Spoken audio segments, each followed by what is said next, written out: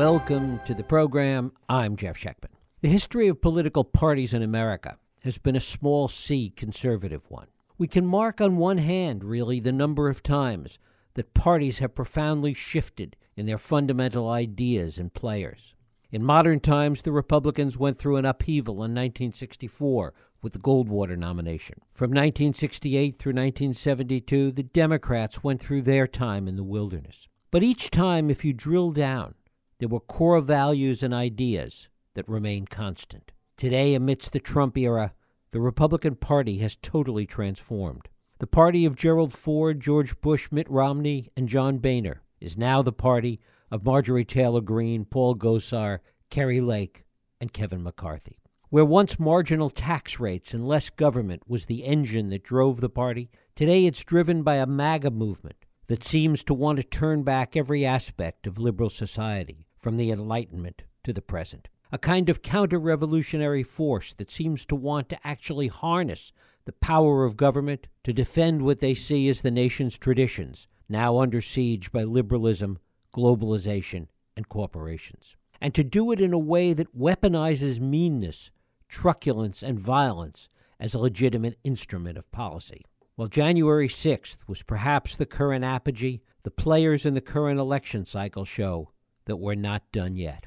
Where we are, how we got here, and who the players are the focus of Robert Draper's new book, Weapons of Mass Delusion. Robert Draper is a longtime contributing writer for the New York Times Magazine and National Geographic. He is the author of several books, including Dead Certain and To Start a War, and his latest work is Weapons of Mass Delusion, When the Republican Party Lost Its Mind.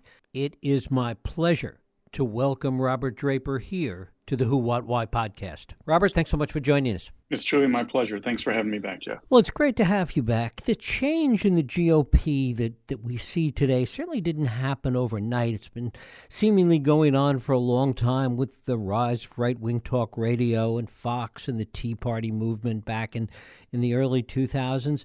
But something has changed with Trump, and particularly more recently, as you talk about, January 6th itself was some kind of pivot point in the whole movement. Talk about that first. Absolutely. And first, let me just say that was a very astute opener that you articulated to your listeners. And it's really true that titans of the Republican Party like Jerry Ford not only would not be the titans of today, but in fact would be demeaned and even cast out as rhinos, Republicans in name only. January the 6th was a real signal moment for the party. And I should say that I got my contract to do the book just 3 weeks beforehand. And the contract, basically I knew I was going to be writing about a very factionalized Republican Party. At that point, Trump hadn't conceded, but figured he would at some point, right? That they all do. And my first day of doing reporting for the book was the morning of January the 6th.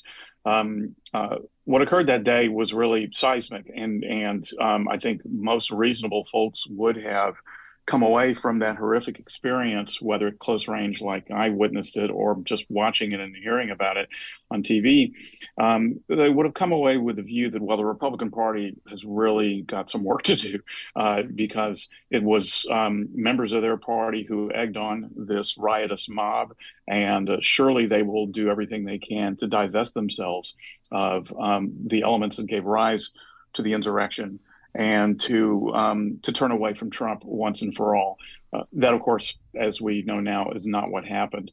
And those few members of the Republican Party that were vocal in believing that the party needed to wash its hands of Trump, prominent among them Liz Cheney, have been all but exiled from the party, while those who embraced Trumpism and the Make America Great Again, the MAGA movement, like Marjorie Taylor Greene, are now the dominant forces inside the party. In many ways, though, the January 6th, the Stop the Steal movement, as you talk about, represented some kind of a powerful metaphor, because during this whole period that the party was changing, what we talked about a little while ago, that somehow Stop the Steal became a metaphor for this stop the change in the country that they were seeing, this sense that not only the election was stolen from them, but the country has been stolen from them.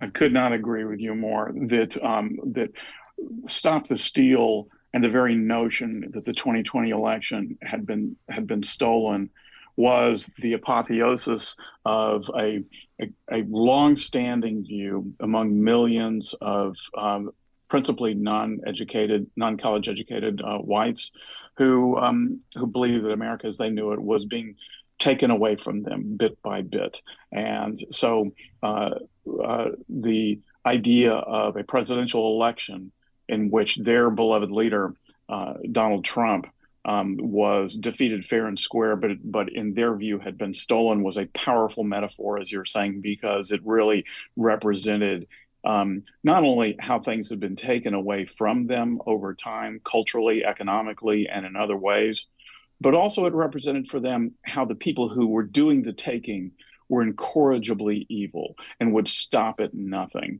and had no soul, no patriotism. They were godless. These words, by the way, that I'm using advisedly, like godlessness. They are now used casually by members of the MAGA right, like Marjorie Taylor Greene. And but that notion of a stolen election has since January the 6th given rise to all these other adjacent notions that the Democrats, in conjunction with the media, have stolen truth, for example, in the form of calling January the 6th an insurrection when it was, in fact, okay, now take your pick with these scenarios, either a thoroughly peaceful protest or something that was set up by the FBI and in conjunction with Nancy Pelosi, or something that had been peaceful until Antifa showed up on the scene and riled people up. So there are these shifting notions of truth, but in the upside down world that constitutes a diluted electorate, truth is up for grabs. Given how deep this theology is, this MAGA theology is in the Republican Party, it leads one to believe that Trump didn't create this environment, that he unleashed something that had been there, had been lurking for a long time. I think that's accurate. And let's just take the example of the 2020 stolen election, of Stop the Steal. It had been axiomatic for decades in Republican circles that Democrats cheat. The Democrats steal votes, commit fraud all the time. Principally, they would be referring, Republicans would, who would say these things to the urban areas, which was basically code for minority voters being their votes being bought or just sort of dumbly shepherded to the polls. This is something that when I talk to run-of-the-mill establishment Republicans, they grew up hearing this stuff and they just accept it in the way that they accept that Hillary Clinton is a crook without being able to point to the statute that she violated that would make her a crook. And so Trump recognized this. And when in 2020 he started warning that if I lose, it's going to be because Democrats steal. Okay, there were a lot of people who thought this was unseemly, but there were a lot of others who were willing to buy it because it was essentially in their bloodstream, the notion that Democrats do this sort of thing. There is the sense also that while this had been lurking for a long time, it wasn't just an American phenomenon, but this global populist phenomenon, this global nationalism was also part of it. That's certainly true. And of course, Trumpism coincided with Brexit. And then there had already been, authoritarian regimes throughout the world, such as in Turkey, but we saw in Viktor Orban in Hungary and in other places, the rise of authoritarian figures in response to a wave of nationalism that was sweeping the globe. And this nationalism, as to its root causes, some of it has to do with the belief that being more quote unquote globalistic, being part of a global community, has not worked out for various citizens, and part of it is frankly racism. The view that immigration, that Muslim refugees from Asia and and elsewhere are now arriving and changing cultures in places like Italy. So Trump sensed this. I mean, there's an incoherence too, I should say, to the foreign policy of these countries, including, frankly, the U.S., that embrace nationalism, because they're not really sure what that means in terms of their country's role in the world. All they know is that their country should be the most important concern at the exclusion of foreign policy agreements, trade agreements, et cetera. And it has left a gaping hole in a discussion, say, in the U.S. that should have been taking place about America's role in the world following the Iraq debacle. The discussion still needs to happen, but the Republican Party has instead retreated into a kind of nativism and isolationism.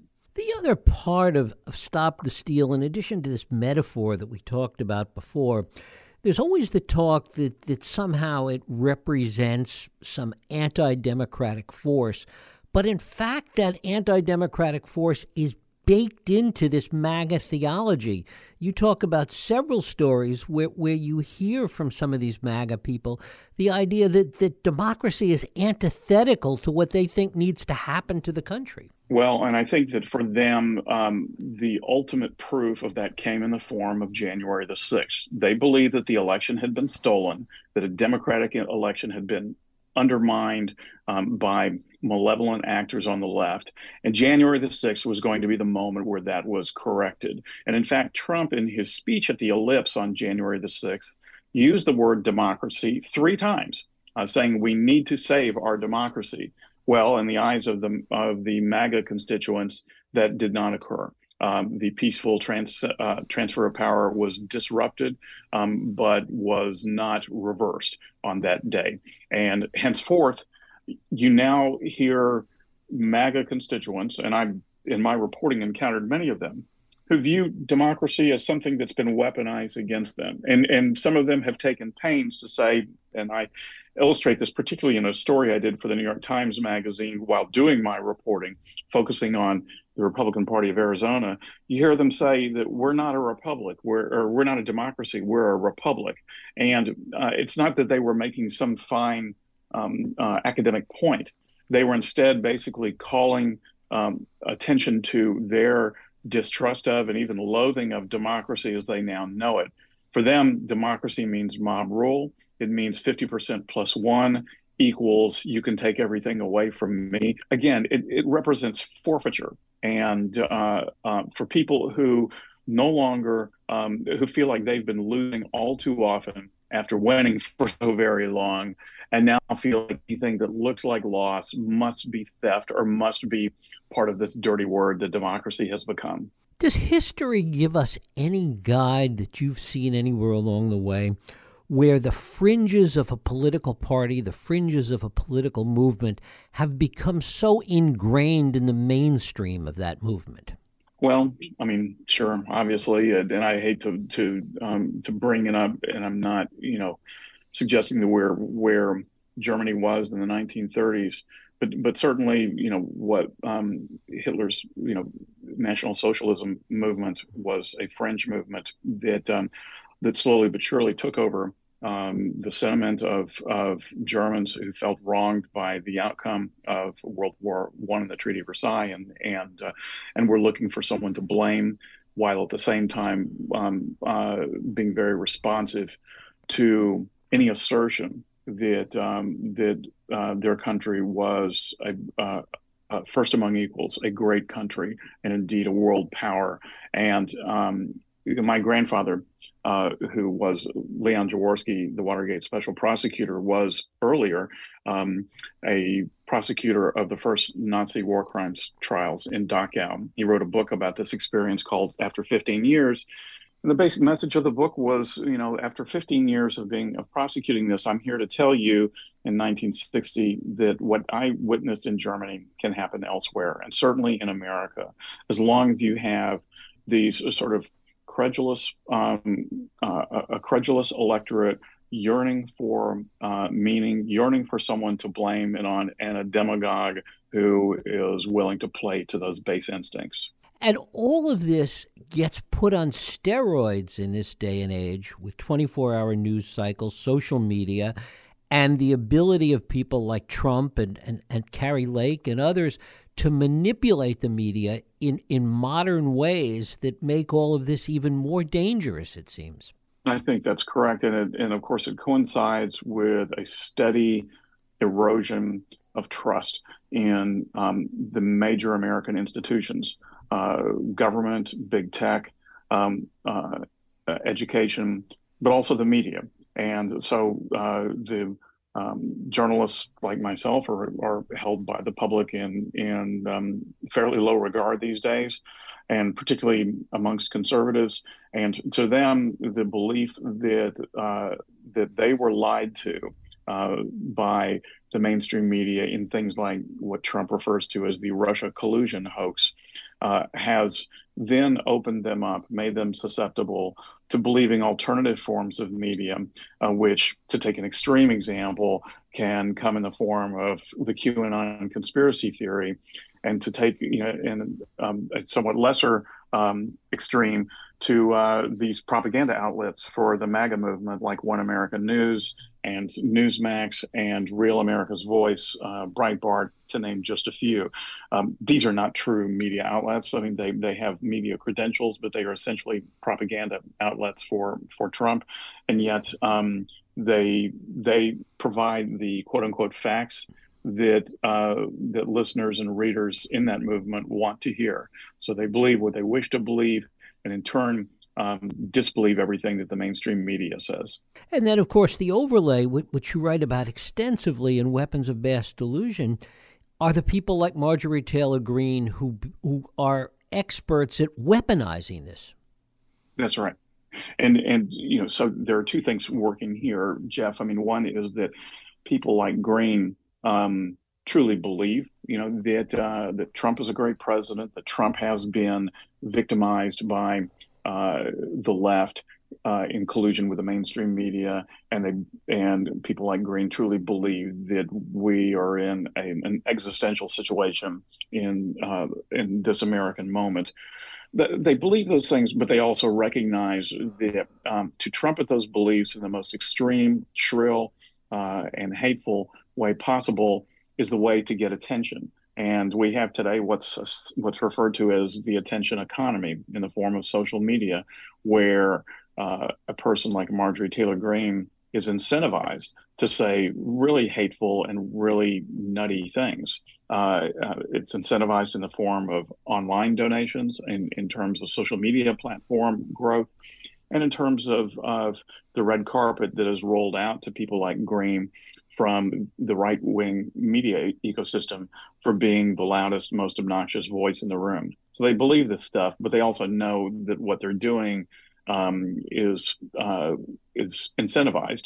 Of course, there's very little regard given to the effect of all this, on the tens of millions of people who swallow this propaganda.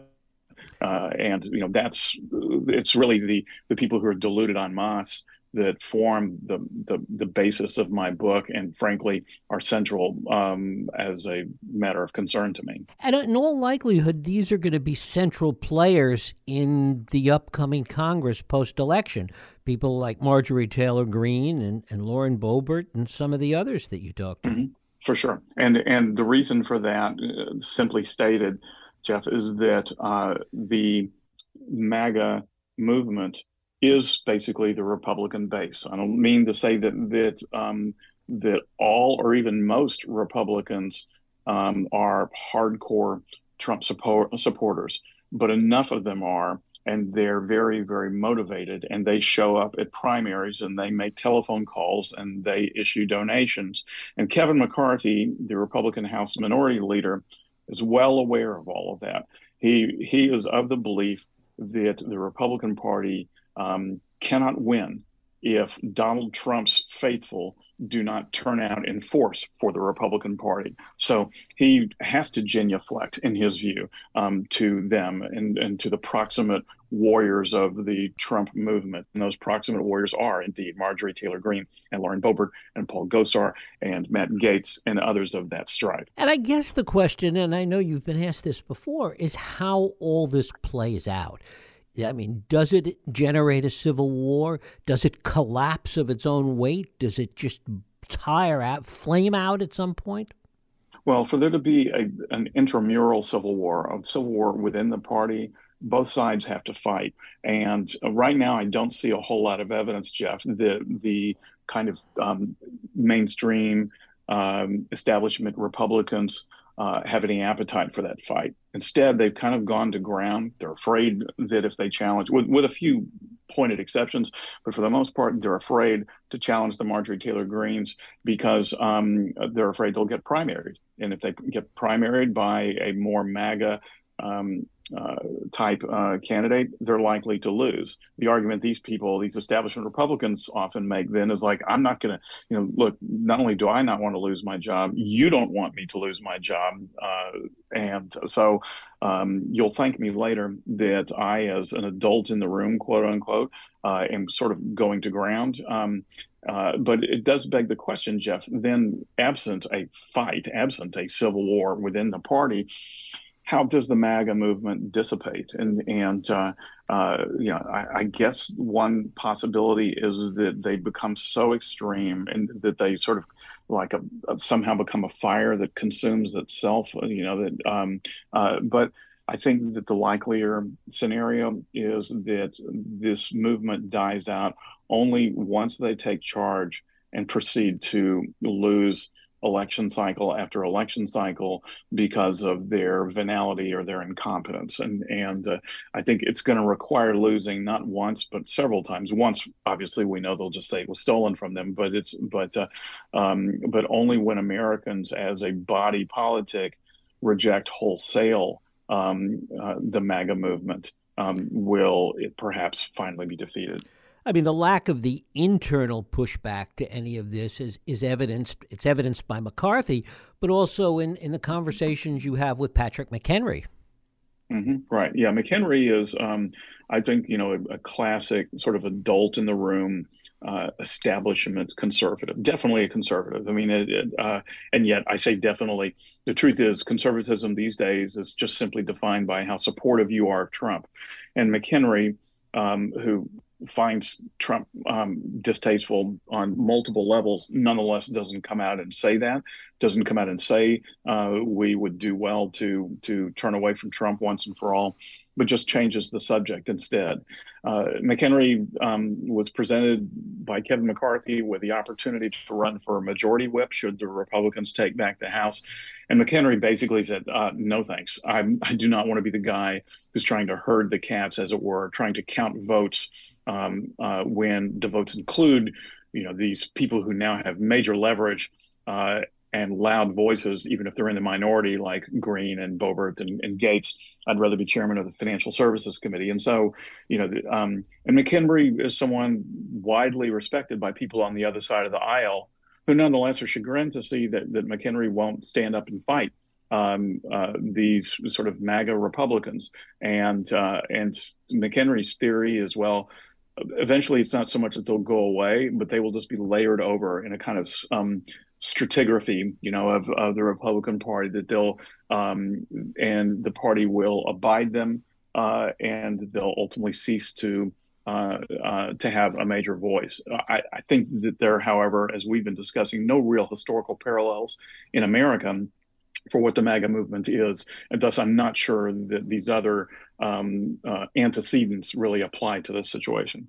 And this goes back to this point of sort of on steroids in the modern media environment, because this has really happened so quickly. Yeah, that's right. And I think, so to take the example of Marjorie Taylor Greene, she's in a lot of ways the personification of how quickly this happened, because after all, she was a political novice who hadn't even voted in, every election.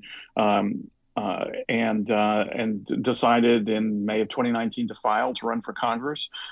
She was a QAnon adherent. People thought that would finish her off. It didn't. When she came to Congress and was stripped of her committee assignments 1 month in. It was believed that she'd just be a marginal character. Flash forward, she's now, a dominant messenger in the Republican Party without changing any of her extreme beliefs. You hear the party now echoing a lot of hers. McCarthy is promising her plum committee assignments, such as on oversight and judiciary. Trump has talked to her about being his running mate in 2024. She is one of the major fundraisers of the Republican Party on Capitol Hill. In short, she has become, whether anyone likes it or not, a real political force and has done it in less than 3 years. So yes, she represents what you're describing, how at warp speed the Republican Party has so drastically changed. Talk about the role of this sort of national conservative movement, this kind of national Christian conservative movement, and how it feeds into this. Yeah, I mean, the right-wing Christianity has been, a prominent feature for many decades of first the Democratic Party, and then when, in the wake of the Civil Rights and Voting Rights Act, those Dixie Democrats migrated over to the Republican Party. So did conservative evangelicals, and they have been a force to reckon with in Republican politics for a while. George W. Bush knew that, for example, and certainly dialogued with evangelicals throughout his two campaigns, but nothing like the Trump era, where Trump, who is like a rather unlikely choice to be, an avatar of Christian nationalism, cut a deal basically in early 2016 with the evangelicals who were inclined to support Ted Cruz, but who could see what a transactionalist Trump was. And basically, Trump was happy to appoint, though Trump had been himself pro-choice in the past, happy to appoint anti-abortion federal judges to the bench. And what that got him in return was the loyalty of evangelicals, and in his view, cost him nothing. So they've, to this day, the vast majority of conservative evangelicals point to Donald Trump as their King David, an imperfect vessel of God, who has, in many ways, given them more than any other president has. Robert Draper. His book is Weapons of Mass Delusion. Robert, I thank you so much for spending time with us today here on the Who, What, Why podcast. Really a pleasure. Thank you so much for having me, Jeff. Thank you. And thank you for listening and joining us here on the Who, What, Why podcast. I hope you join us next week for another Who, What, Why podcast. I'm Jeff Sheckman. If you like this podcast, please feel free to share and help others find it by rating and reviewing it on iTunes. You can also support this podcast and all the work we do by going to whowhatwhy.org/donate.